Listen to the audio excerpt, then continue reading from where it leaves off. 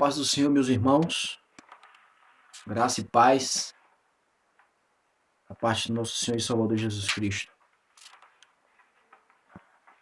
Nós estamos aqui para fazer o comentário da nossa revista bíblica, Betel. Nossa penúltima lição.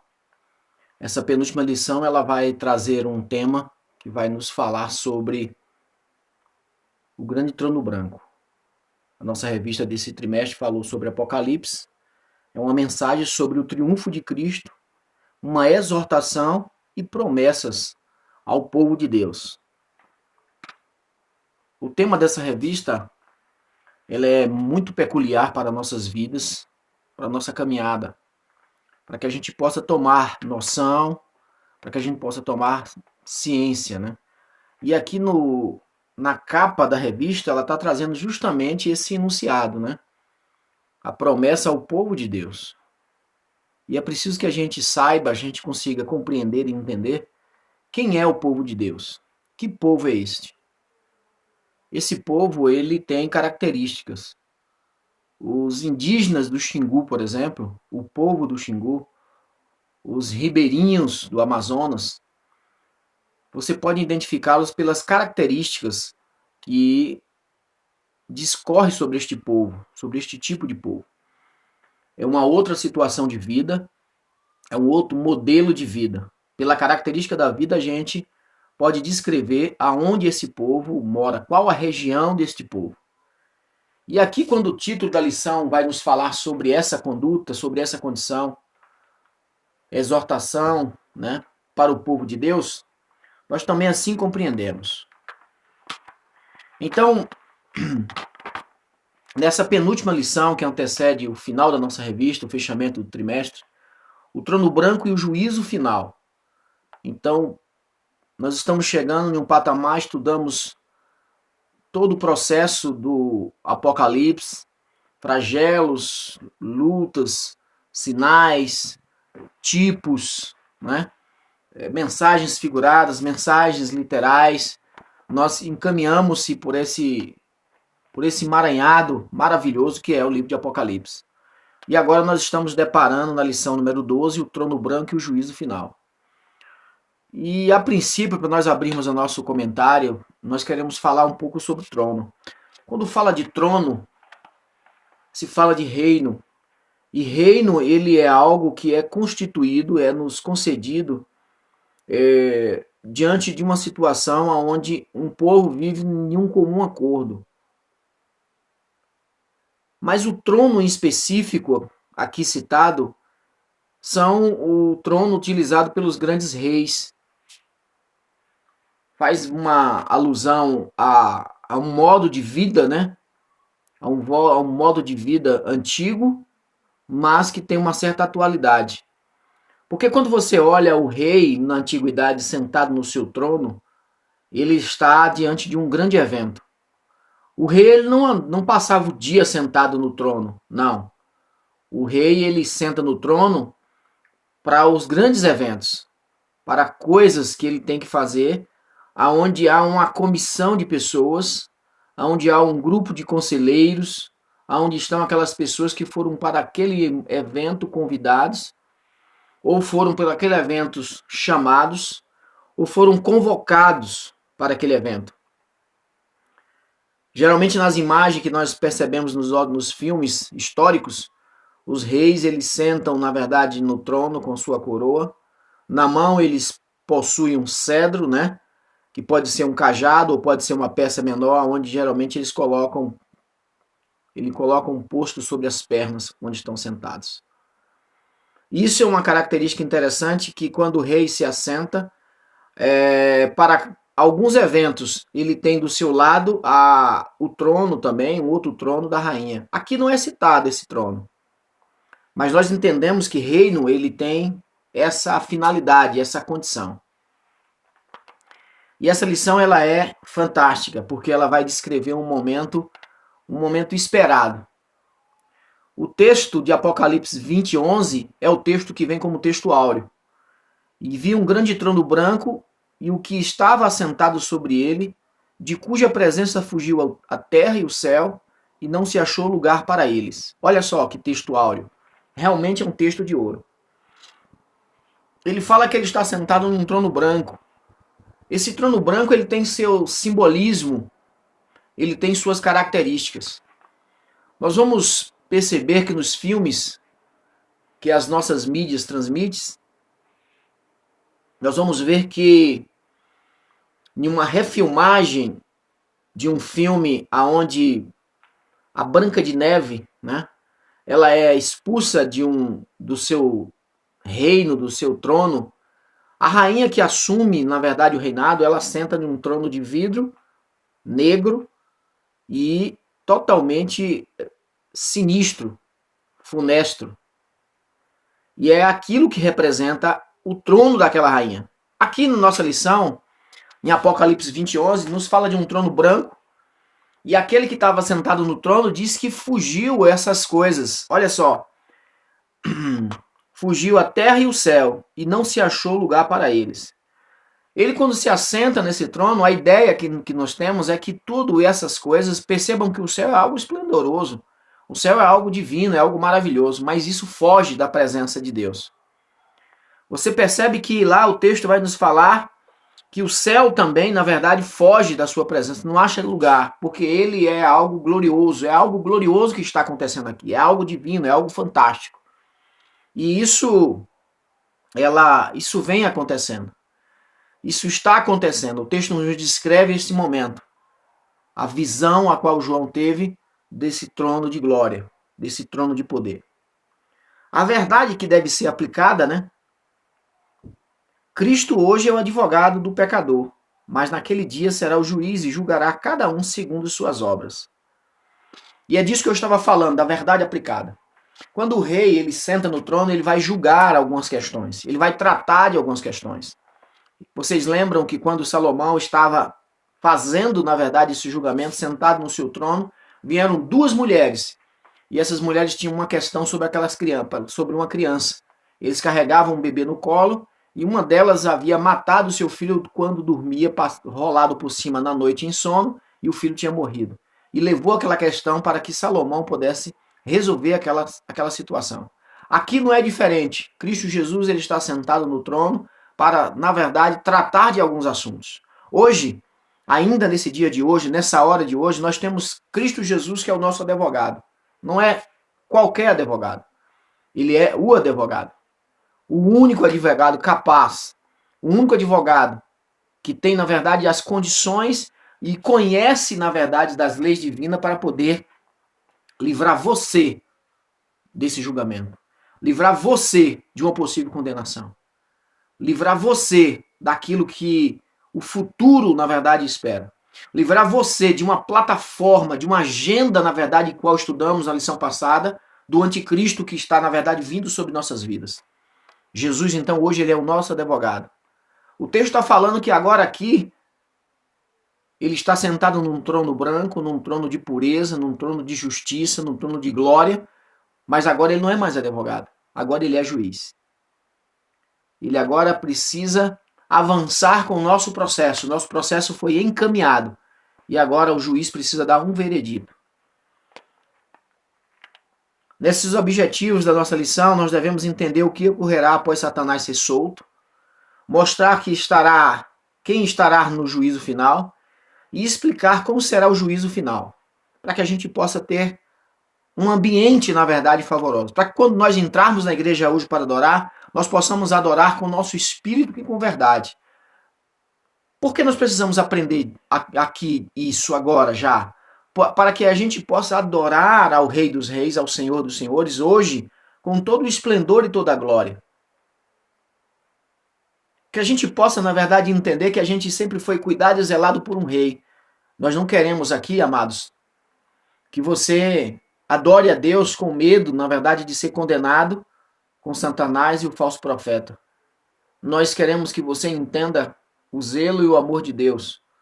O zelo e o carinho de Deus. Nós queremos, na verdade, despertar, ligar aquilo que foi desligado. O apóstolo Paulo vai falar que o príncipe desse tempo cegou o entendimento dos homens para que não vissem a glória de Deus. Você e eu precisamos ver a glória de Deus. O texto de referência vai nos falar em Apocalipse capítulo 20, verso número 7.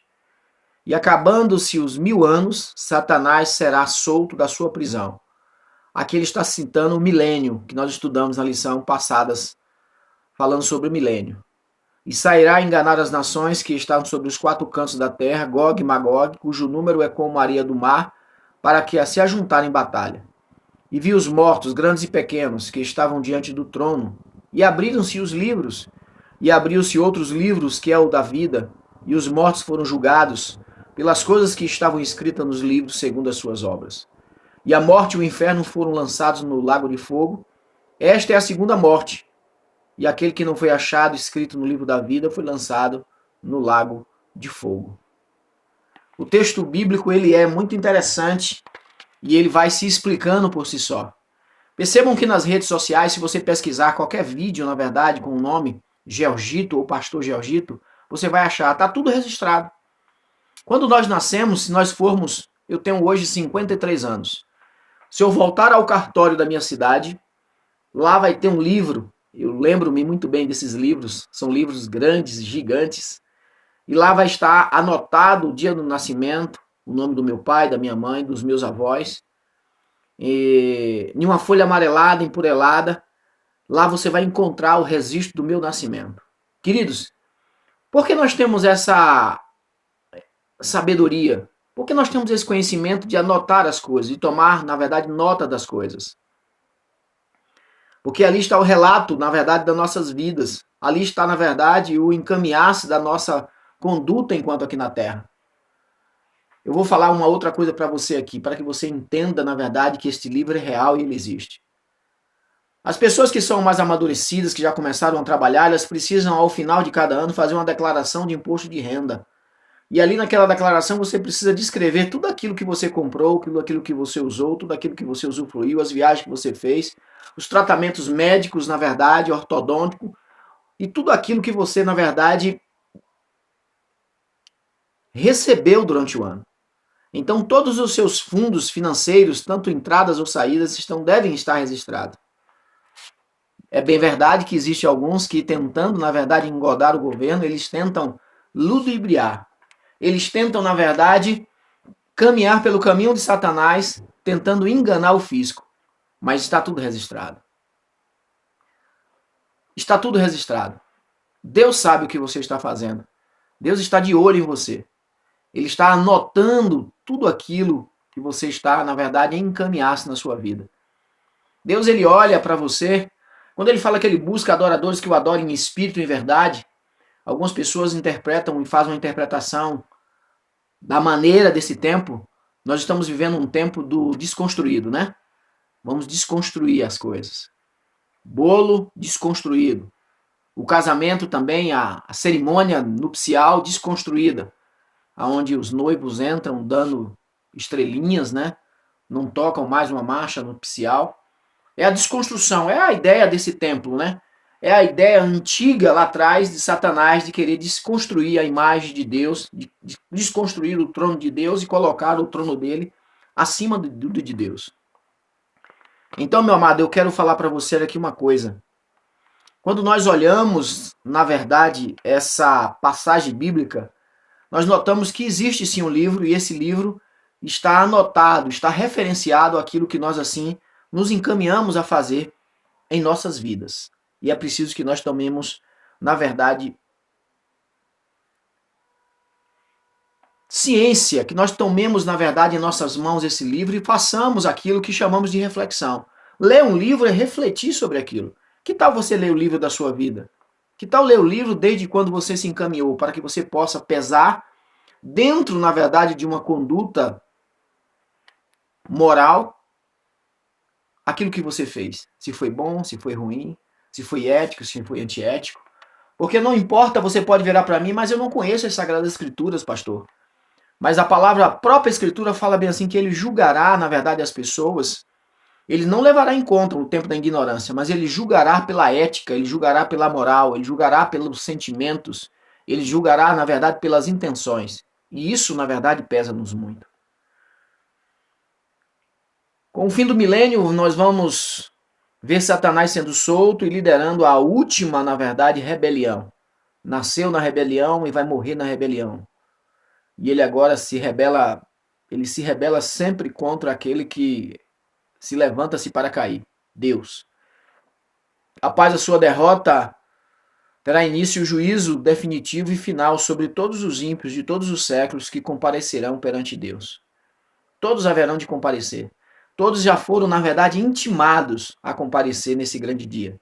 Não tem como você fugir, não tem como você dar um atestado médico, não tem como você dizer que vai estar viajando, porque tudo será paralisado para o acontecimento desse grande juízo de Deus. Satanás é solto. Ele foi preso no milênio. Jesus agora passou 1000 anos na terra reinando. E agora Satanás é solto. E o que é que ele faz após ser solto? Ele agora começa a regimentar as coisas. Aqui eu quero destacar uma coisa. Percebam a natureza. Enquanto Cristo reinava durante 1000 anos, muitas das pessoas receberam as benesses de Deus porque não eram tentados, não tinham as agruras. O reino de Deus é um reino pleno, é um reino de gozo, alegria e felicidade. Isaías vai falar, eu bem sei os pensamentos. Jeremias vai falar, eu bem sei os pensamentos que tenho a respeito de vós. Pensamento de paz e não de mal. Então é preciso que a gente entenda, depois de 1000 anos vivendo um reino pleno com Deus, uma amostragem daquilo que é viver sobre a tutela do rei Jesus, agora Satanás é solto e o que ele faz? Ele lança um incurso sobre as multidões, sobre as cidades, e agora ele começa a regimentar. Ele começa, na verdade, a tentar e trazer adeptos para que possam, na verdade, fazer um grande levante, um mover sobre aquele que estava reinando durante 1000 anos. E aqui me vem uma coisa, pasmem isso. É preciso que nós reflitamos sobre isso hoje, porque não é diferente no nosso tempo. Pessoas que nós damos a mão, pessoas que nós exortamos, que nós pregamos, que nós anunciamos o evangelho, ajudamos de todas as formas, querendo, na verdade, resgatar uma vida, aquela pessoa ainda assim, ela se levanta, ela insurge contra a igreja de Deus na terra. Satanás então se levanta e ele agora se levanta para insurgir contra o reino instaurado de 1000 anos de Cristo Jesus. E por que eu disse pasmem? Porque ele vai levantar multidões ainda diante desse povo. Depois de 1000 anos sendo governados pelo próprio Cristo, Satanás ainda consegue enganar e levantar um grande exército de guerra, aonde a lição, o texto do Apocalipse vai chamar de Gog e Magog. Gog e Magog não é uma cidade, Gog e Magog é apenas uma referência, é apenas uma determinação para que você possa identificar aquilo que é de Deus e aquilo que é do diabo, somente. Então ele arregimenta esse povo e agora ele insurge contra o povo de Deus. Ele vai agora tentar, na verdade, destronar mais uma vez. Esse trono, ele é maravilhoso.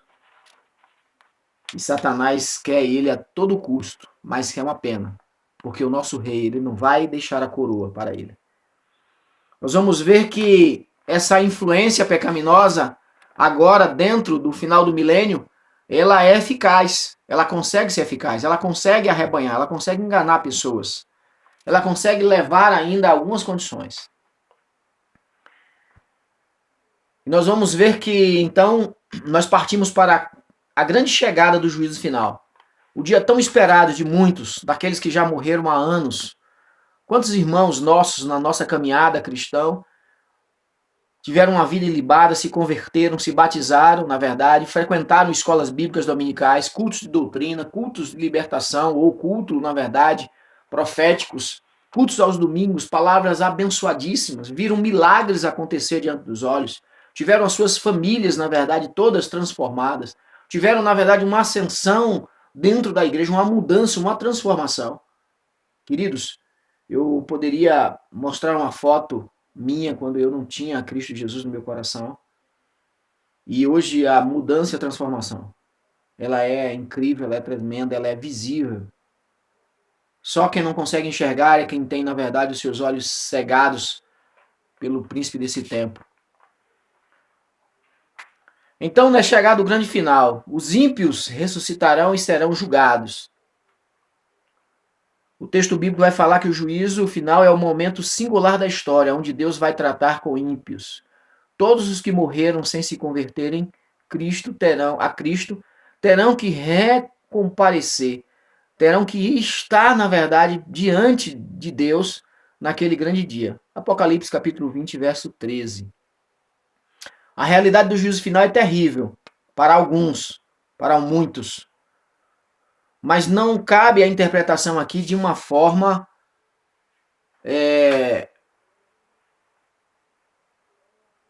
literal do que vai acontecer. E por isso que há muitas igrejas em todos os lugares, cultos na hora do almoço em empresas, cultos em ministrações de palavra de Deus nas redes sociais, na internet, e cristão em muitos lugares testemunhando. É a voz do Espírito dizendo: o tempo está cumprindo, é o reino de Deus está próximo. Arrependei-vos e crede no Evangelho. Marcos capítulo 1, verso 15. É isso que nós estamos fazendo aqui. Nós somos os atalaia de Deus, os arautos de Deus, anunciando. Muda, transforma, deixa disso, para com isso. O tempo está se findando, está se encurtando o tempo. A nossa jornada está chegando ao final. A história está sendo cumprida. O zelar pela palavra de Deus, ele está zelando pela sua palavra. Aí nós vamos falar no texto bíblico, nós vamos ver uma passagem que fala que grandes e pequenos, e vi os mortos, grandes e pequenos, que estavam diante do trono. Apocalipse 20, verso 12. Aqui, grandes e pequenos no texto, querido, não se refere ao tamanho físico da pessoa, não.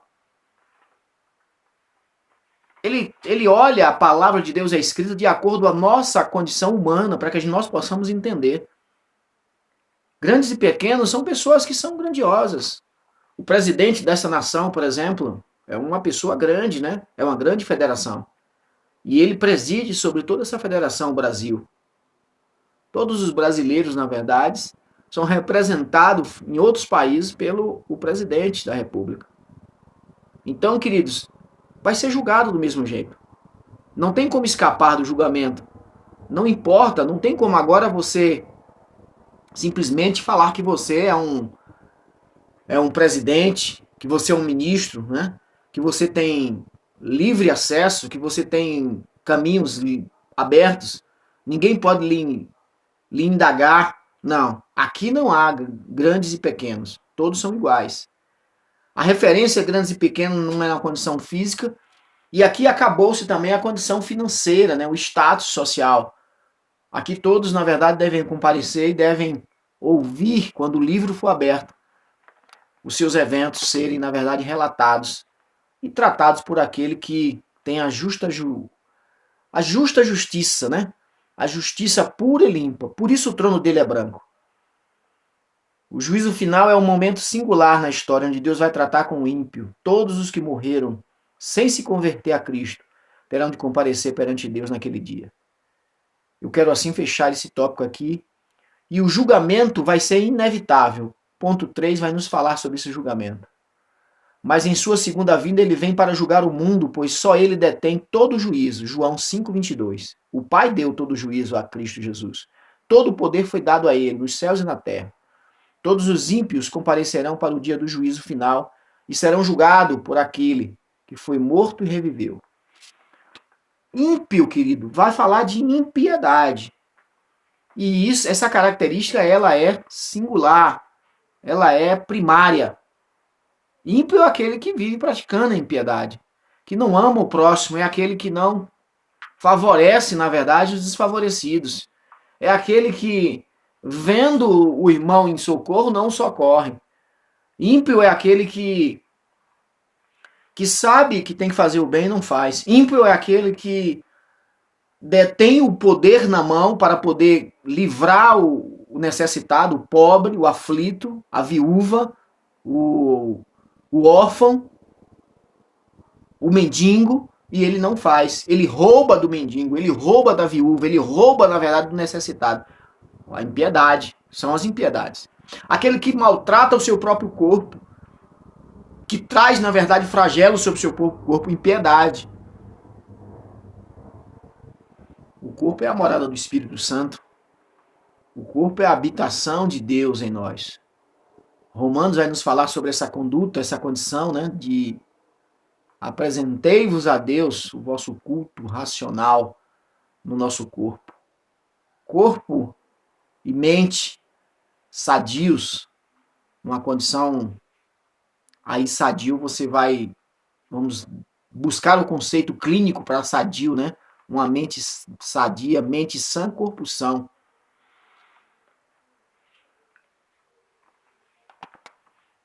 O julgamento é inevitável.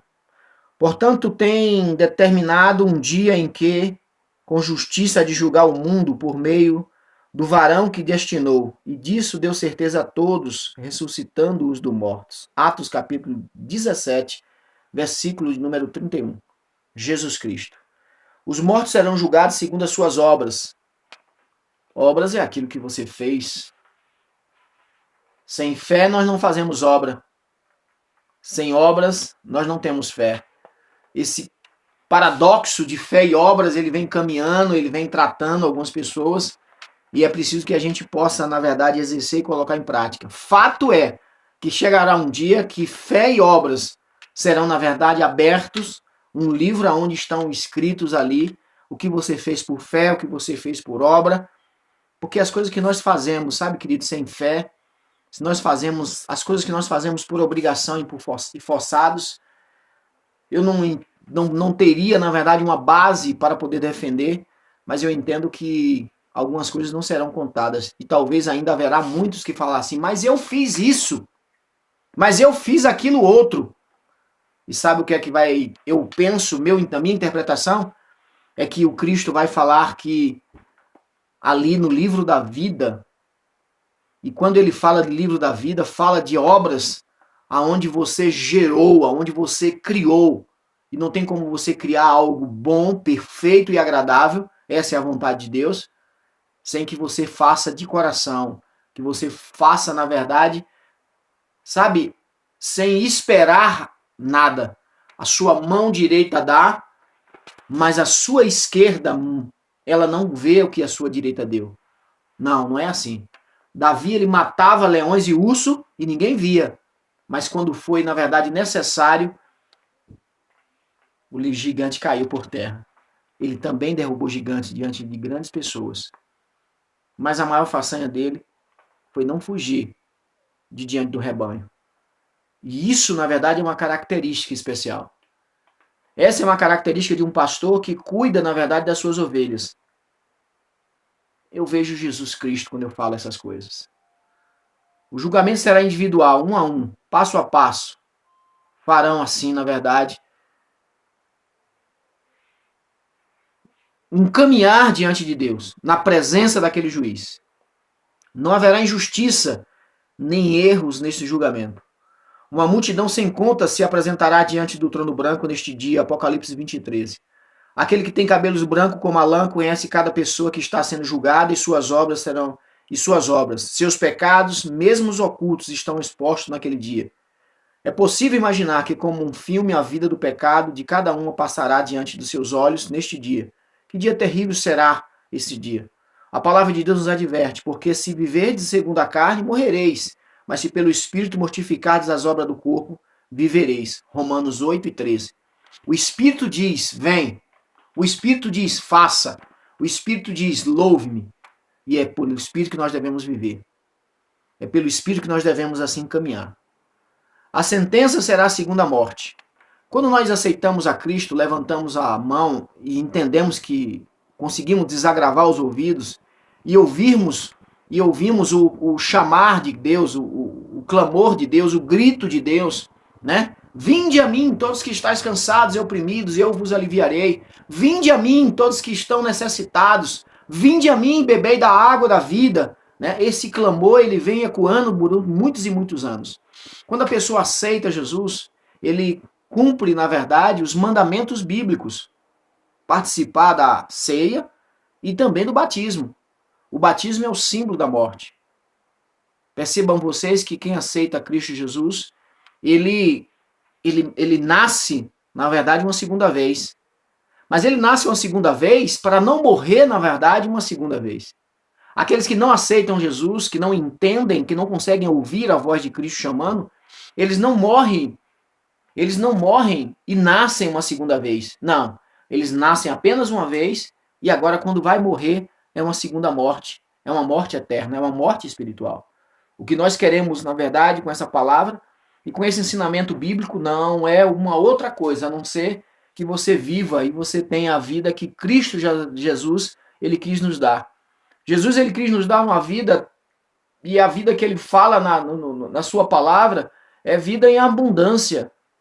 Abundância o significado de abundância é quantidade, sabe? Abundância é vastidão, é amplo.